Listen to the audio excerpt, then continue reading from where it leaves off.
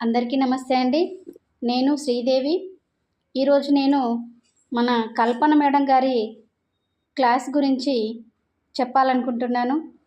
Madam గారికి ముందుగా ప్రత్యేకమైనటువంటి ధన్యవాదాలు తెలియజేస్తూ, మేడము హోపనపో ఏ విధంగా చేసుకోవాలి, మనకు బాధగా ఉన్నప్పుడు కావచ్చు, నెగటివ్ ఆలోచనలు వచ్చినప్పుడు కావచ్చు, మనం వాటిని అధిగమిస్తూ ముందుకు ఏ విధంగా వెళ్ళొచ్చు అనేది చాలా చక్కగా వివరించారు.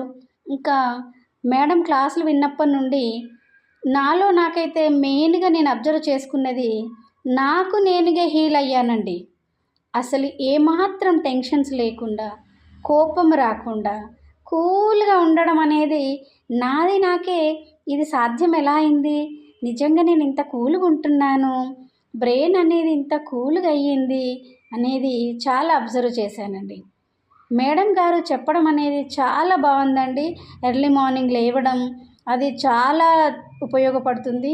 అసలు మార్నింగ్ లేచి వర్క్ చేసుకుంటే ఏ విధమైనటువంటి అలసట రావట్లేదు, ఏ విధమైనటువంటి ఆయాసం రావట్లేదు.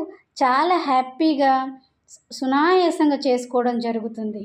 మేడం గారి క్లాస్లో మనకు మనమే ఎంత గొప్పవారిమి అంటే, ప్రతి ఒక్క మనిషిలో ఒక దేవుడు ఉన్నారు, ఒక దైవం ఉంది.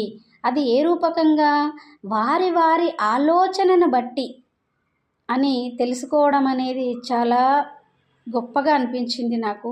మరియు అదేవిధంగా పంచభూతాలు ఏ విధంగా పనిచేస్తాయి, వాటిని మనం ఏ విధంగా యాక్టివ్ చేసుకోవాలి అని తెలియజేయడం, తెలుసుకోవడం చాలా సంతోషాన్ని ఇచ్చింది.